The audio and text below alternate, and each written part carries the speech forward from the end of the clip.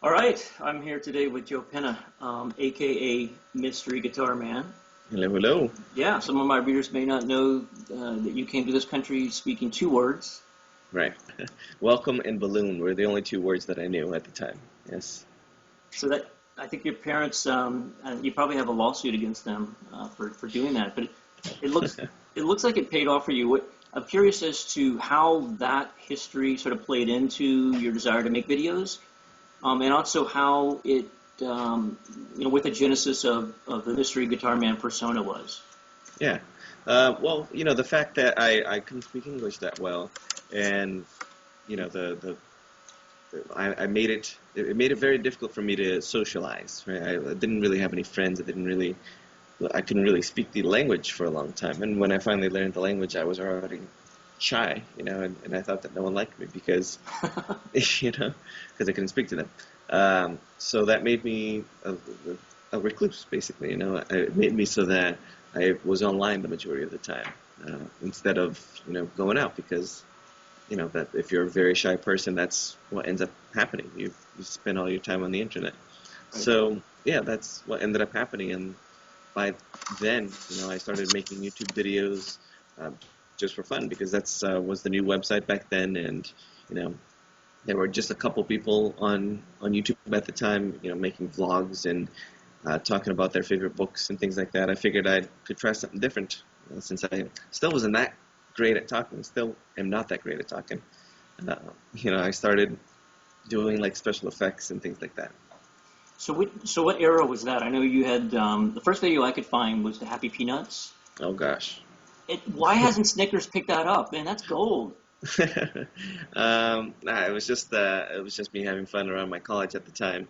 So yeah, it was around college. When I was studying to be a doctor, I started doing YouTube, and I realized that was my hobby, was actually my passion. Mm-hmm. It was, and I didn't really want to be doing YouTube. I didn't want to be doing medicine. I just wanted to do YouTube videos instead. Yeah, I think that's you're lucky to have found that so early in life. And some people get halfway through their lives before they discover that they can converge their passions and their hobbies and make a vocation out of it. So, but I'm sure in retrospect it all looks easy. But at the time you're going to studying to be a doctor, I'm sure you had family pressure.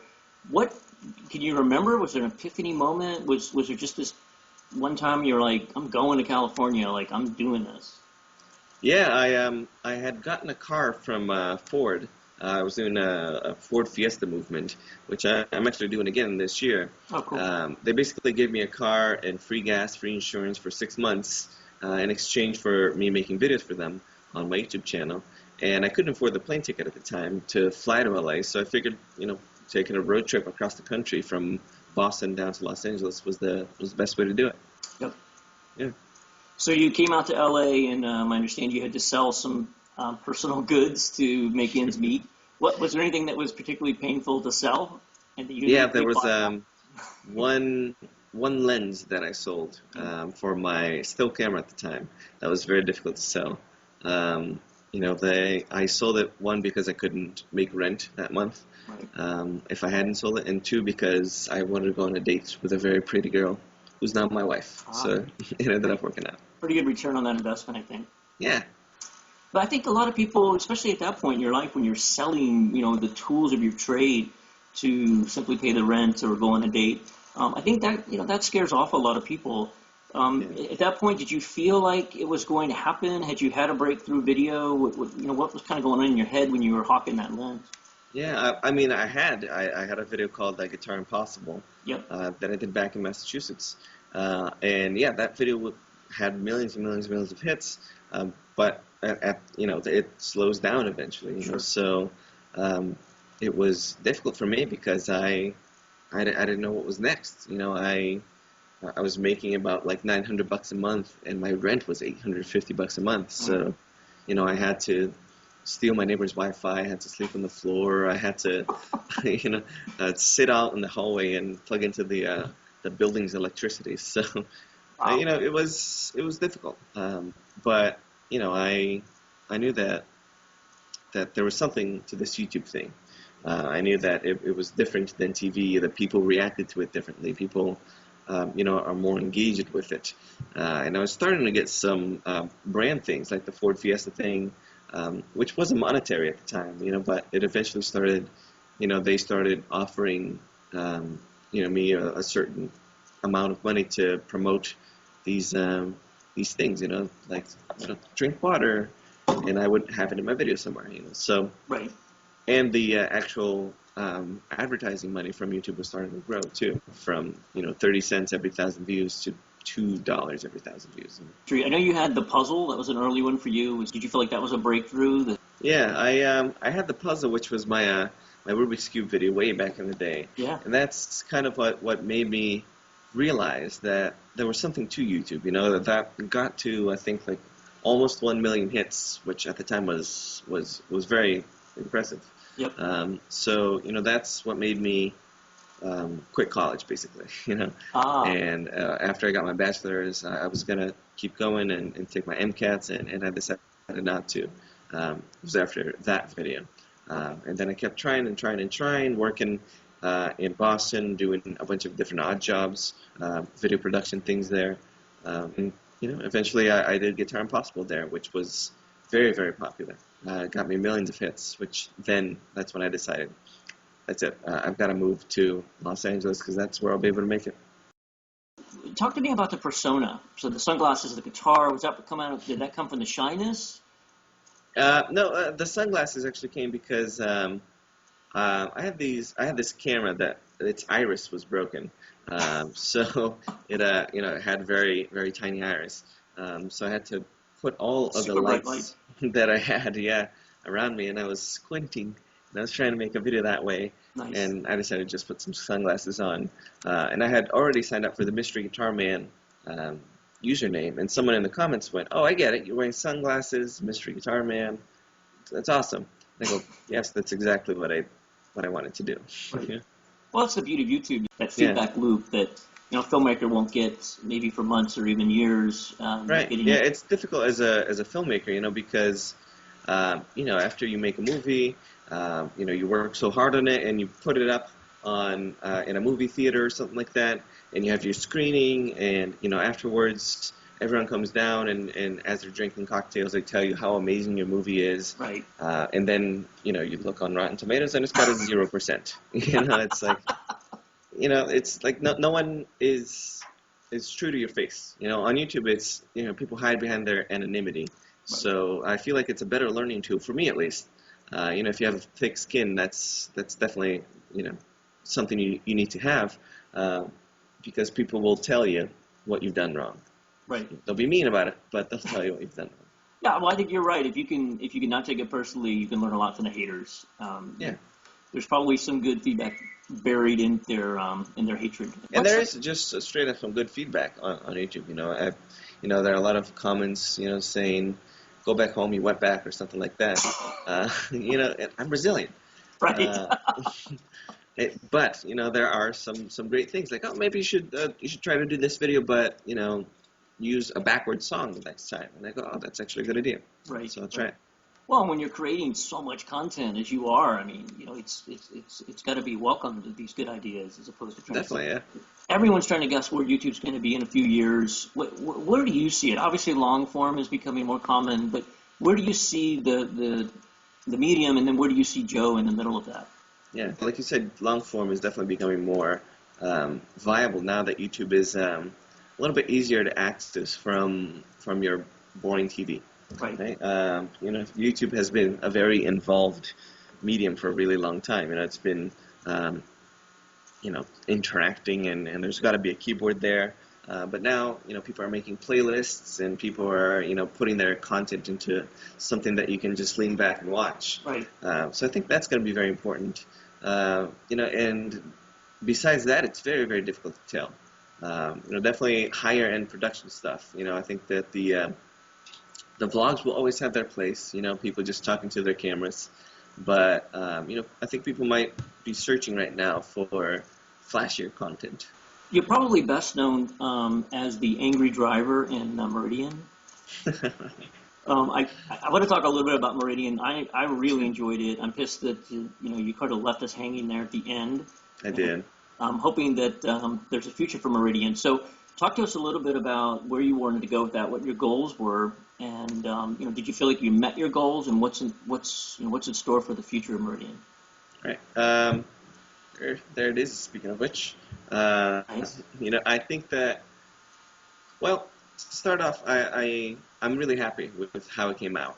We didn't have that big of a budget, so I having gotten the project that we got, what we got out of it, I think was great for me. I wanted to prove to people that I could do something dramatic, something long form, and I kind of threw them something way out of left field, because I'm used to doing the 1 minute long, flashy, happy videos, Right. and all of a sudden I come out with a short film, So it was very different for me, but it kind of invigorated me to try some things like that. I was definitely expecting a second season, but the company changed the way that they were funding things, so it's not going to happen through the company that we did the first season with. But there's always the option, if Orlando's available for a second season.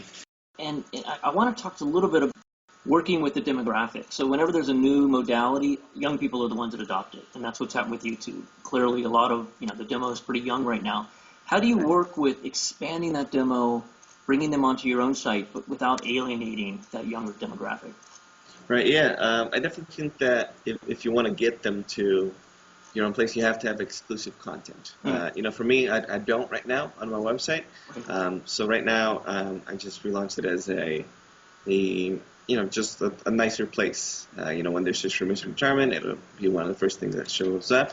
So, if they want to go check out my content there, that's fine. But still, it's embedding from YouTube. It's, there's no extra content there. There's no really extra anything. It's just kind of another skin for what I do on YouTube.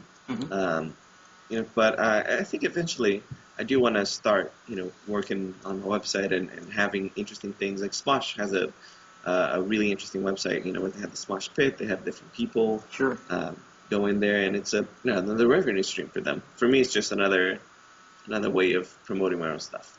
Right. Well, when you formed your own company, was that primarily just so you would have a production company to control the rights, or so you could control the studio time, or what was your goal in forming your own business? Yeah, I have two companies right now. One is just to have control of the Mystery Guitarman IP, just so if so that's separate out of any other thing that I try. And then I have a company called Singular with an S, and it's for my bigger projects, things like Meridian, things like commercials that I've been doing, music videos, that kind of stuff. Yeah, hopefully everyone saw your McDonald's commercial. That was pretty awesome. It's fun to see a YouTuber sort of hit the mainstream with Middle America. Right. Yeah. It's a pretty nice way to do it.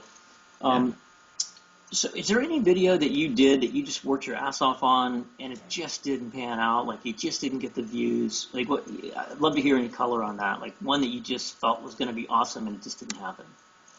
Yeah. It's weird because sometimes you spend so long in one video, and it ends up not working out, and then sometimes you try your best with you don't try your best. Maybe you just do something just to get it up, because it's a Thursday, and it doesn't end up working out.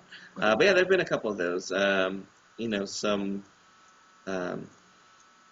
thought Meridian did really well for being something different. So, Dubstep Power Tools was one that I didn't think was going to do that well, and it's one of my most viewed videos.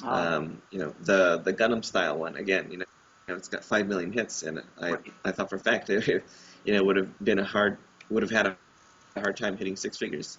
But yeah, so my Larry King video was one like that. I thought that having him in there would have helped promote it, but I guess it doesn't always translate having A-list celebrity in one of your videos. If you still have to have that drive, that push, that viral aspect of it, which is always cloudy and fuzzy at best.